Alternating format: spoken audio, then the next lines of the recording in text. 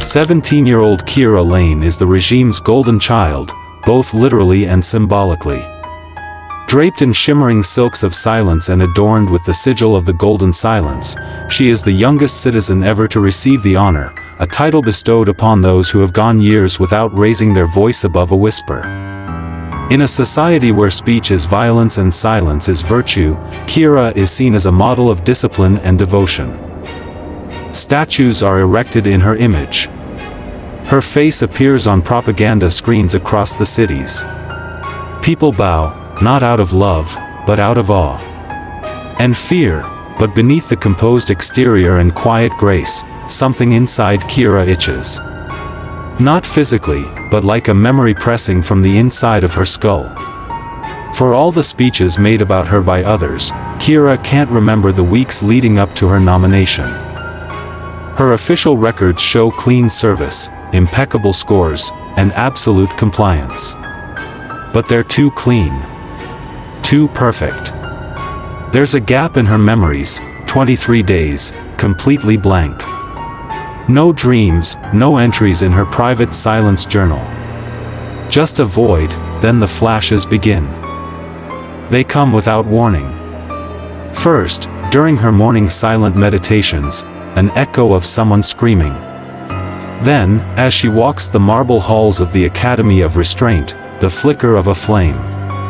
And her own voice, hoarse, calling out a name, her name, Kira.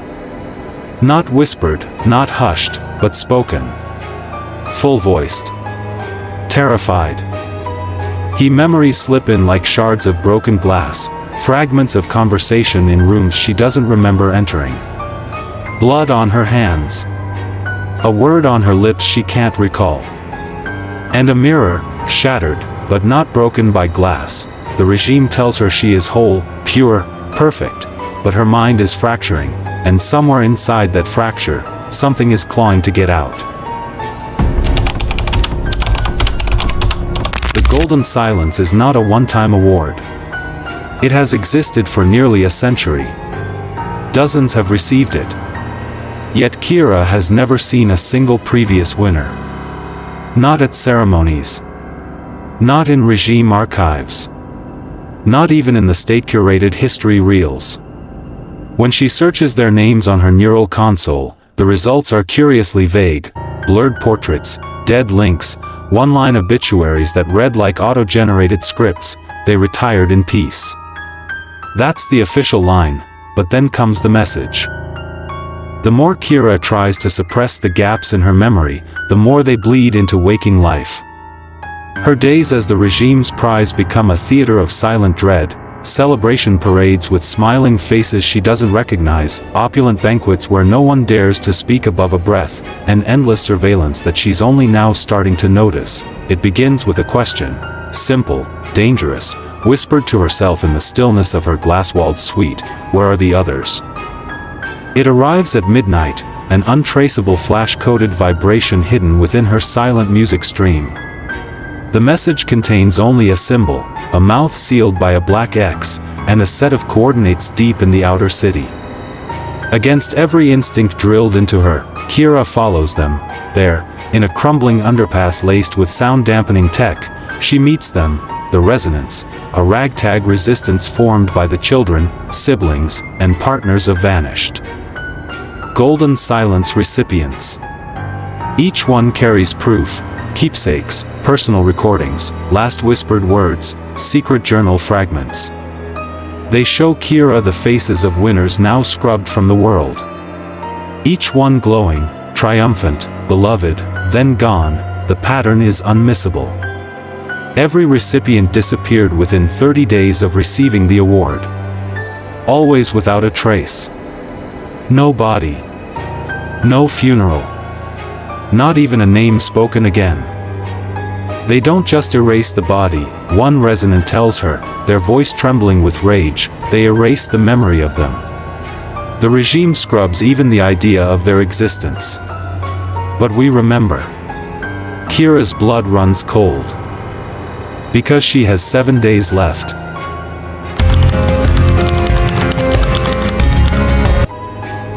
The resonants give Kira more than evidence.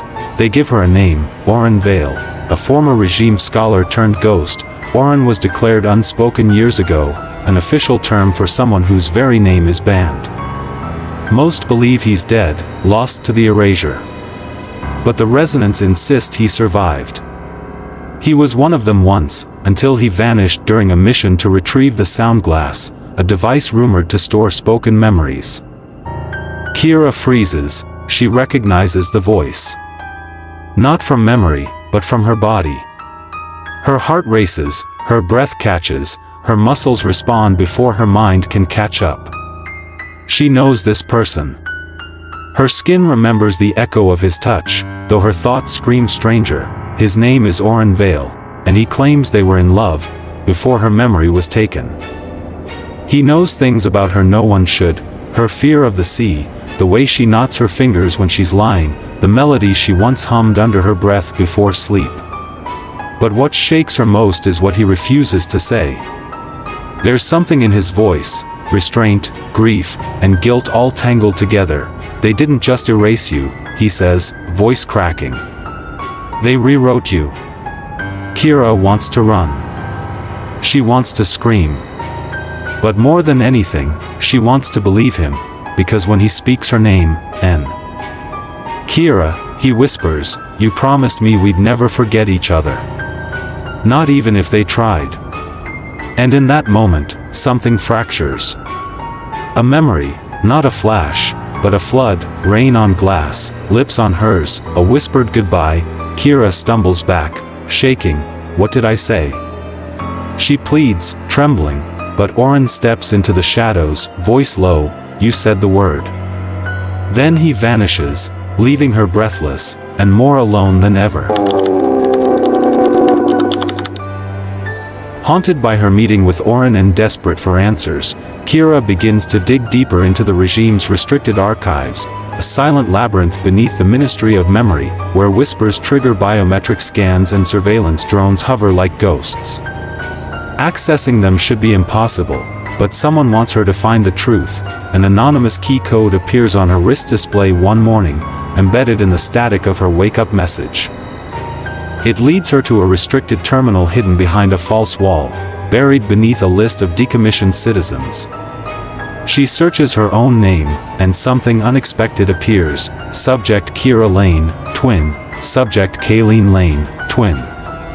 The word burns into her mind like acid. A file opens, corrupted, partially redacted, but clear enough to read the basics. Dual birth, emergency separation, one infant marked unstable, the other optimal. A decision made by the Voice Tribunal, the regime's secret panel responsible for speech control enforcement. Kayleen was taken and disappeared into the regime's custody. Raised apart. Hidden, for 17 years, Kira thought she was an only child. Now, she knows she's not even whole. Kira reels. She searches for Kayleen in public records. Nothing. Not even a shadow. But then, she finds her, hidden in plain sight. The Enforcer, a figure known only by her title. Pale. Impossibly still. Eyes that never blink. The regime's most lethal operative, used to silence traitors who speak forbidden words. Unquestioning, inhuman in her devotion. She's appeared at every execution Kira's ever seen. Always watching, always silent, and she looks just like her.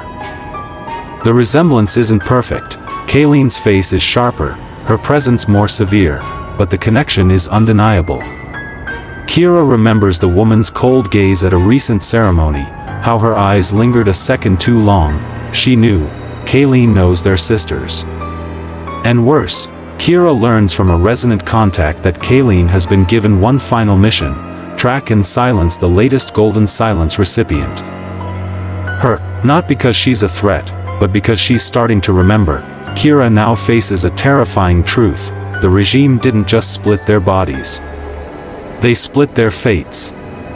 One girl became the regime's symbol of obedience, the other, its executioner, and now, twin must hunt twin, bound by blood, divided by silence. She brings it to the resonance, who call it the Silentian Codex, a relic from a forgotten era, before the regime seized control of language. It's written in a dialect older than any spoken tongue, a primordial syntax that isn't just symbolic, it's functional. To speak its words is to change reality. It's not magic, one of the linguists explains. It's pre-language. Words from before words, when speech and existence were the same thing. The resonance had warned her. Every golden silence winner vanished after uttering a single, specific word. A word they couldn't remember saying. A word the regime had somehow erased from not only public record, but from their very minds.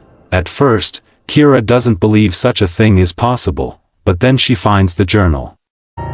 Tucked inside a false compartment in her ceremonial sash, likely placed there by Orin, or one of the resonance, is a worn, time-stained notebook that hums faintly with residual energy. It isn't written in any known language. The symbols curve like vines, spiral like storms, and pulse faintly beneath her fingertips, as if alive. Each winner of the Golden Silence was given the codex in some form, embedded in art, music, or story.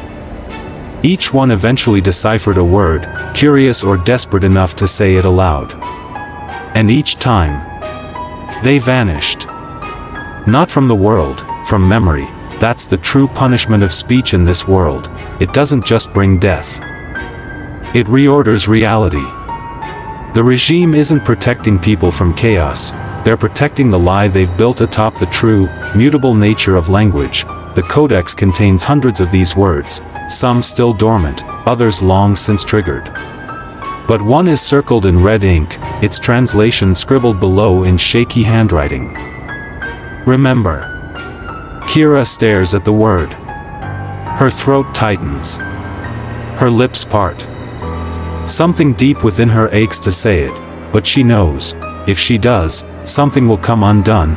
Your voice isn't dangerous, Orin had told her once. It's a weapon. And the regime is terrified of what you'll aim it at. Suddenly, lullabies sung to her in her earliest dreams take on new meaning. Bedtime stories, encoded rituals meant to hide and preserve fragments of the forbidden tongue. Kira realizes she's been trained since birth. Not to forget, but to remember the right word at the right time, and time is running out.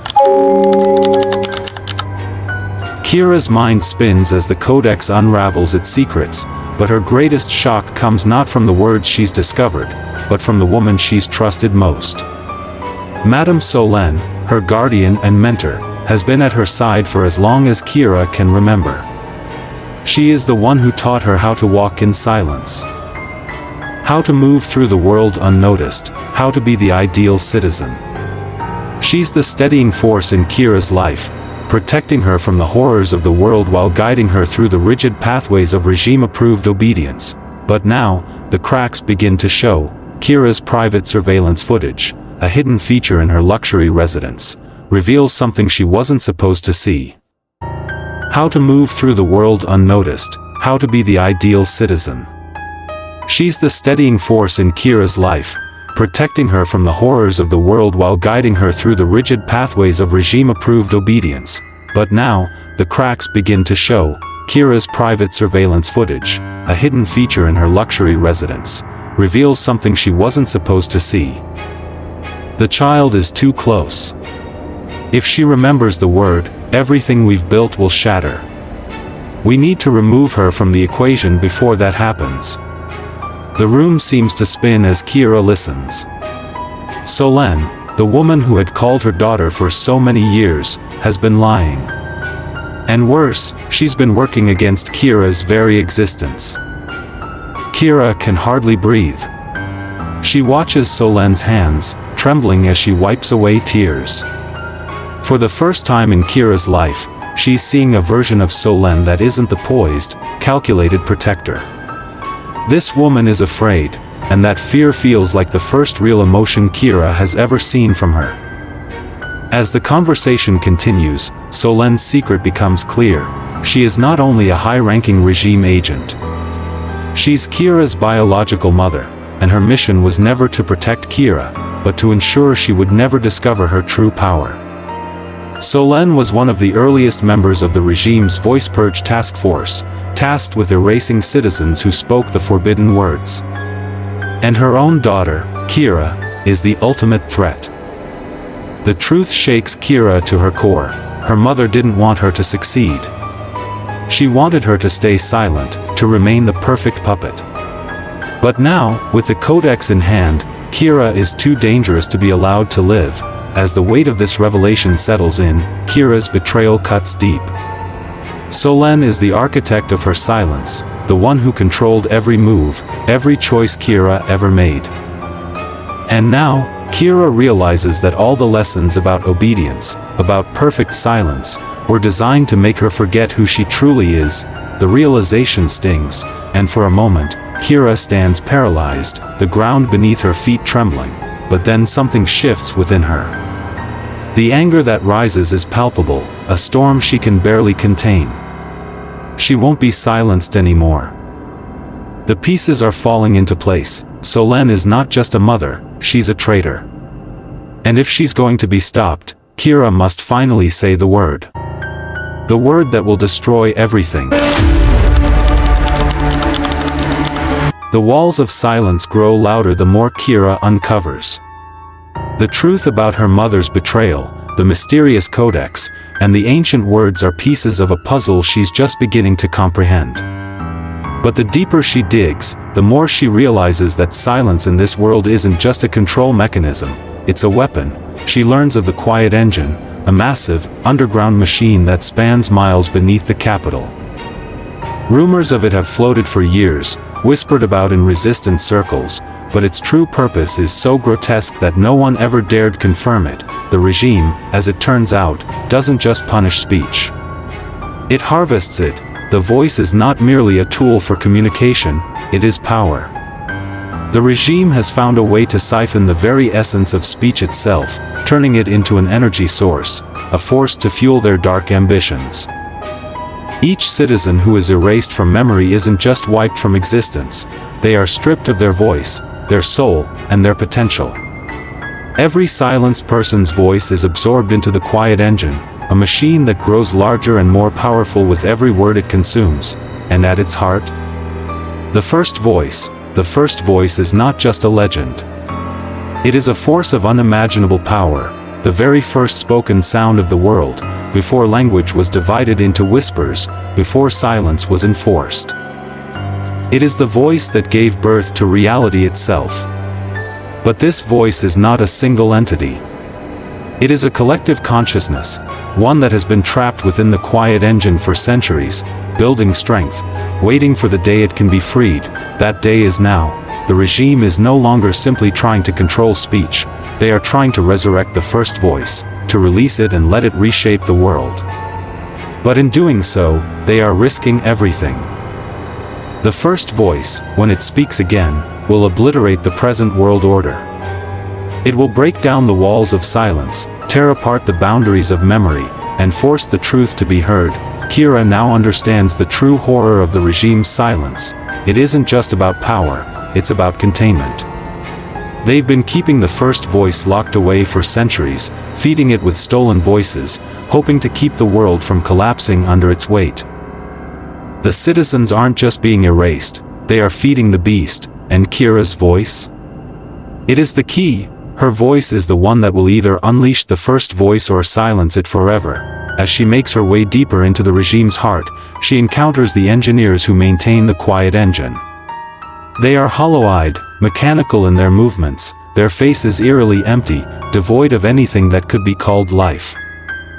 They've given up their voices in exchange for a place in the regime's power structure. Their silence is a prison, one they've willingly locked themselves in. But even they know what's at stake. If the first voice is ever released, it will rewrite the world from the beginning. Kira realizes she's no longer just running from the regime. She's running from a force older than time itself, a force that will remake the world in its image, if she doesn't stop it. But as she stands at the threshold of the quiet engine, she knows there's only one way to prevent it from escaping. She must face the first voice. She must choose, speak, and let everything unravel, or remain silent, and ensure the world remains trapped in its quiet prison.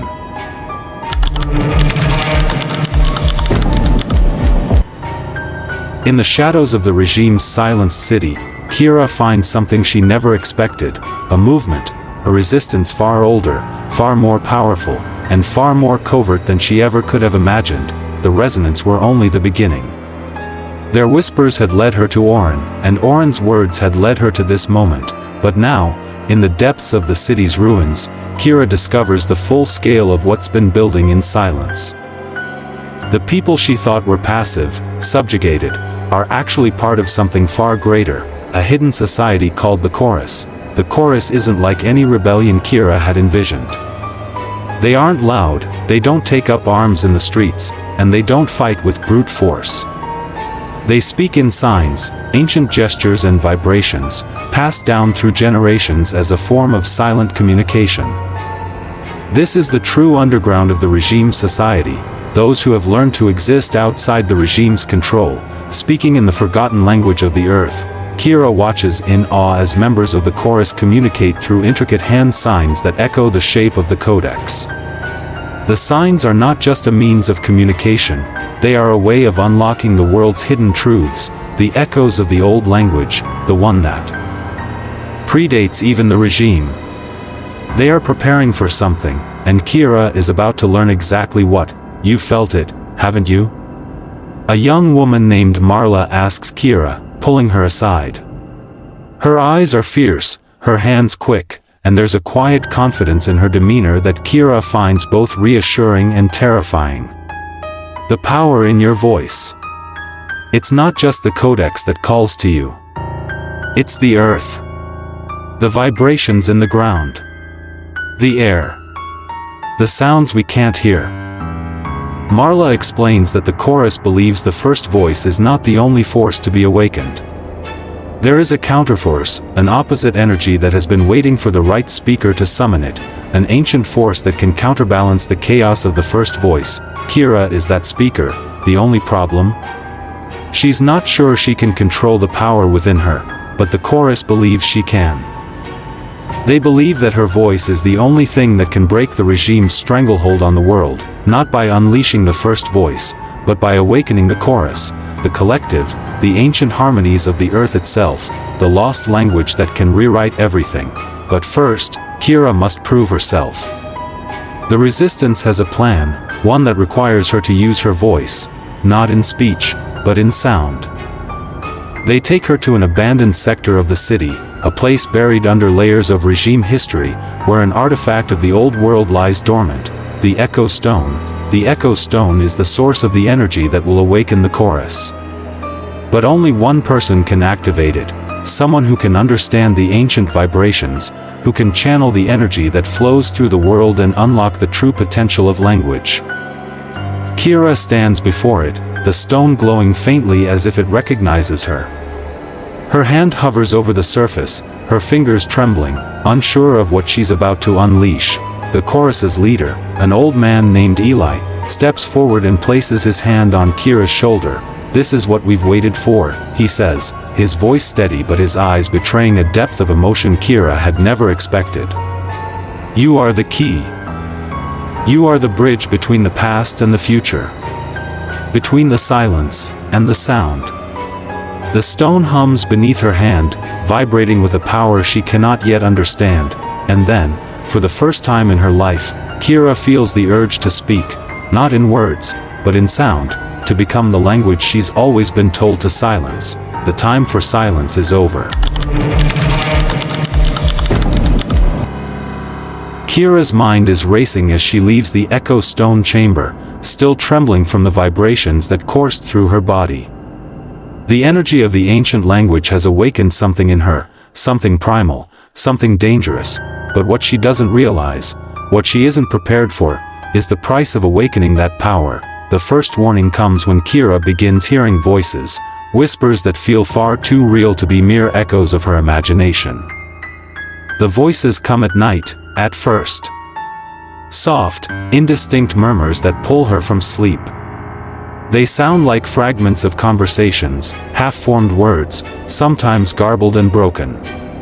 At first, she dismisses them as remnants of the Codex's power, lingering vibrations that had yet to fully dissipate, but then, she hears her own name, Kira. It's faint, almost like a breath against her ear. She freezes, her heart skipping a beat. She knows that voice. It's hers. But it's not her. It sounds distant, broken, as if it's coming from somewhere far away. She jumps up, searching the room for any sign of who's speaking. Nothing. The silence seems to mock her, pressing in on all sides. Days later, it happens again. Only this time, she hears a full sentence. Kira, you've always known. The voice is unmistakable, it's her own, but it's older, worn. It carries a weight that feels like the burden of years she has yet to live. The voice is a whisper in her mind, but it feels so real that Kira can almost reach out and touch it. That's when it all begins to click. The whispers aren't just random sounds. They're memories. Her memories. Kira starts digging through old data files, seeking any clue that might explain what's happening.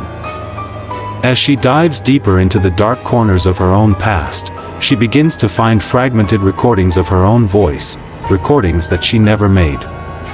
Each one seems to be from a moment she can't recall. In one, she's laughing with Oren. In another, she's screaming in terror.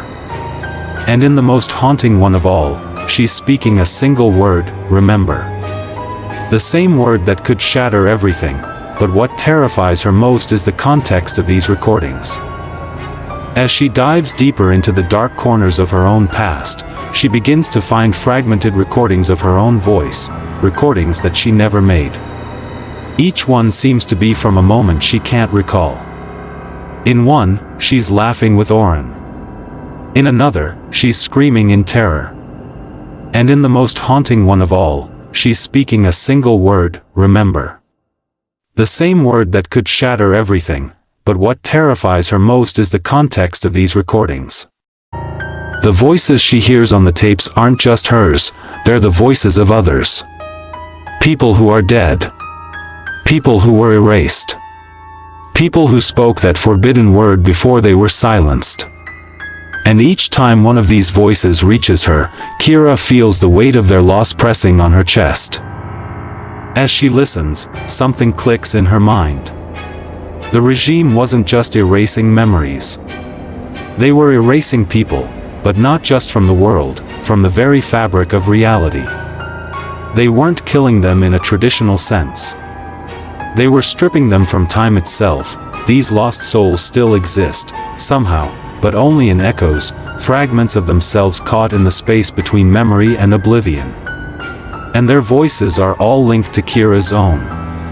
Every time she hears one of their voices, she feels as though a part of her has been taken, a piece of herself slipping away, like a ghost that once lived in her body. Her investigation leads her to a terrifying realization. Every time Kira spoke the forbidden word, someone she loved, someone close to her, died. Their voices were the cost of her memories. The dead are reaching out to her, warning her, "You've spoken the word before, Kira. And if you speak it again, someone else will die. Someone you love."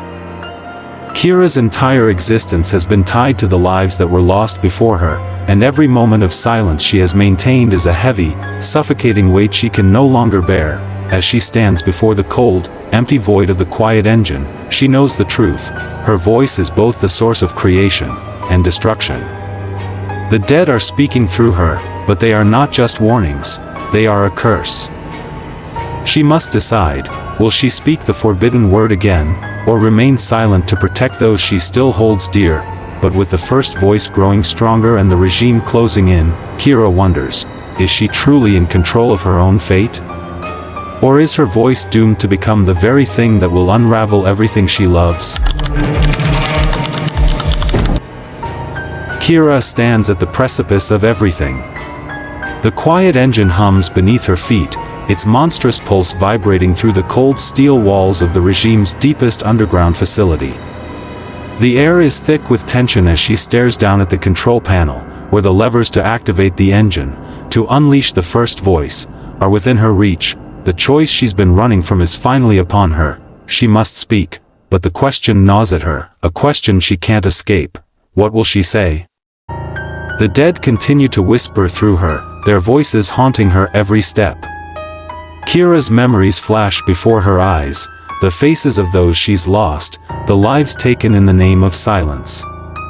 And among them, one name stands out, Oren.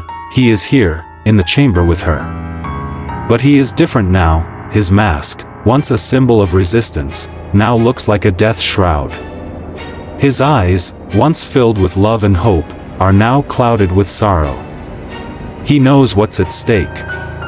He knows that Kira's choice will He knows that Kira's choice will either save the world or destroy it. Kira, Oren says, his voice shaking, we can't stop what's coming. Not with silence. The world will change, whether we want it to or not. Kira doesn't know if he's talking about the first voice or the chorus. The two forces are one and the same now, bound in a battle that will reshape existence itself. The room seems to close in on her as the sound of distant footsteps echoes in the hall. The regime's enforcers are coming. Madame Solène, her biological mother, is leading them. Solène is not just a regime agent anymore. She's the one who has kept the secret of Kira's existence hidden, and she's determined to silence her daughter once and for all. The regime knows that if Kira speaks the forbidden word, the world will never be the same. They've waited for centuries to control this moment. But they are too late. Kira feels a surge of power course through her body, the Codex's language alive inside her. The air vibrates, the walls tremble, as though everything in the world is holding its breath, waiting for her decision. The regime is closing in. Solène's voice echoes over the comms, cold and resolute. Activate the engine. End the threat. Kira turns to Oren, her eyes filled with unspeakable sorrow. She doesn't want to lose him. She doesn't want to lose anything else. But she knows what must be done. You were right, Kira says, her voice a mere whisper. We can't stop it, but we can guide it. The decision has been made. She steps forward, placing her hand on the echo stone again. The resonance floods her senses, her pulse quickening, as the power of the first voice rises from beneath the earth like an ancient wave. But Kira doesn't speak the word of destruction. She doesn't unleash the chaos of the first voice. Instead, she speaks the word that will change everything. She speaks the word of creation. It is a sound unlike any other, a word that binds the universe, a vibration that shatters the silent prison the regime has built. It is a word spoken from the earth itself, carried on the currents of history, ready to birth a new reality. Remember. The world shakes. The quiet engine surges to life, but not with the destruction the regime feared. Instead, it sends out a wave, an energy that rewrites everything. The first voice screams in agony, its essence twisted by the chorus's harmonic counterpart.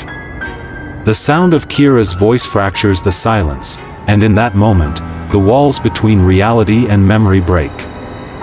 Solène screams in the distance, her voice drowned out by the resonating wave. The regime's hold on the world crumbles as memories, once lost, return to the minds of the people. The erasure is undone. The vanished reappear, not as they once were, but as echoes of themselves, speaking in fragmented voices that rise in unity. Kira stands at the center of it all, her body trembling, her hands still outstretched as the world shifts around her. The first voice is silenced, but not destroyed. It is now part of the collective consciousness, part of the memory of every living being. And in that moment, Kira realizes, she is not just a pawn in the battle for control over speech. She is the bridge between the past and the future, but the price is steep. Oren's figure fades in and out beside her, his mask now shattered, his face worn with the passage of time. He reaches for her, but his touch is fleeting. His voice, once a force of rebellion, now seems like a distant echo. His memory is fading, slipping away, caught in the ripple of the word of creation. "I'm sorry," Kira whispers, her voice breaking. "I never wanted to lose you." And as the world bends and shifts around her, Kira's final choice becomes clear. She chose to remember, and by doing so, she let everything unravel. But the question remains, was it salvation? Or the beginning of something far worse? The world is no longer what it was. The regime is no more. The quiet engine lies in ruin. But the echoes of the past are now awake, and the future is no longer certain. Kira's voice has become the voice of all. The question is no longer whether she will speak, but how the world will hear her.